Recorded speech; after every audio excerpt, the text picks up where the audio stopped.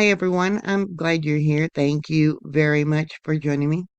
I'm sure you've seen that Brent oil jumped up to $111 per barrel.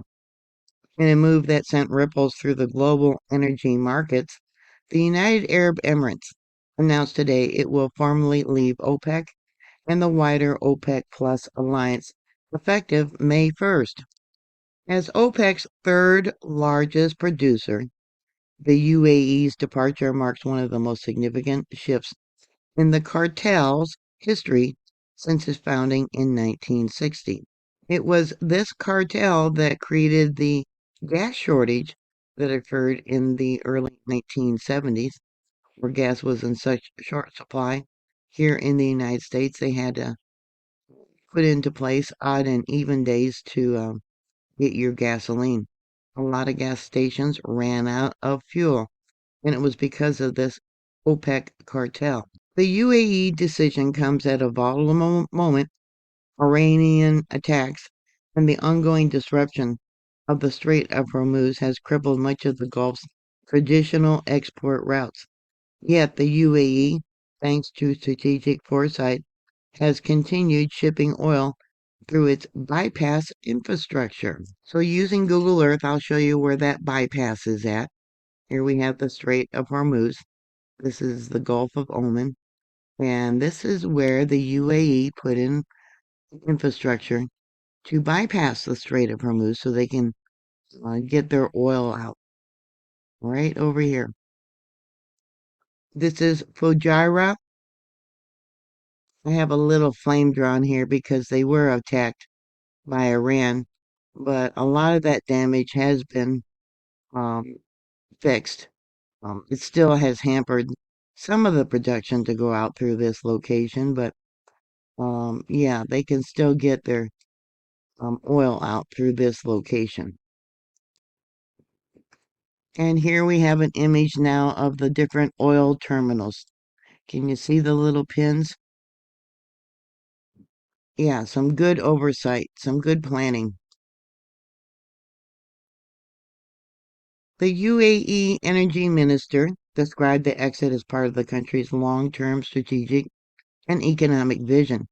For years, Abu Dhabi crafted under OPEC's production quotas that limited its output despite billions invested in raising capacity to 5 million barrels per day. With current production around 3.4 to 3.6 million barrels per day and spare capacity ready, the UAE now plans gradually to increase aligned with market demand rather than the cartel decisions. This move also reflects deeper political differences with Saudi Arabia. Tension has grown over Yemen, where the UAE-backed southern separatist forces, while Riyadh prioritized Yemen unity. In Sudan, the two nations have supported opposite factions in the civil war. The UAE accused of aiding the rapid support forces, while Saudi Arabia backs the Sudanese armed forces.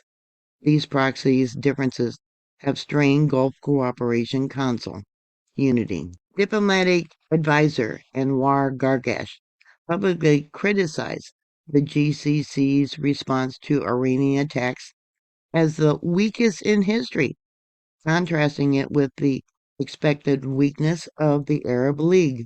His blunt remarks highlighted Abu Dhabi's frustration with collective Gulf inaction.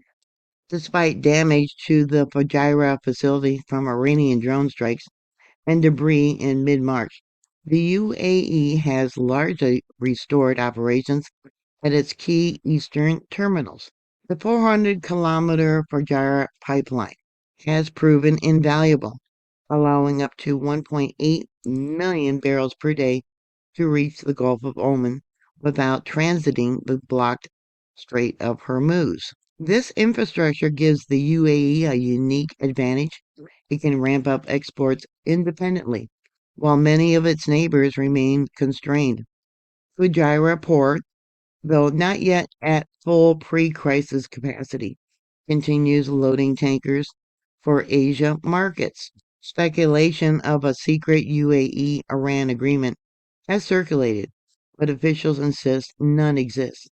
Relations remain tense, with the UAE demanding the Strait unconditional reopening, reparation for attacks, and security guarantees. The OPEC exit appears driven by pragmatism, not any agreement with Tehran. Other Arab nations have remained largely quiet about this publicly, though analysts see the move as a blow to Saudi-led influence.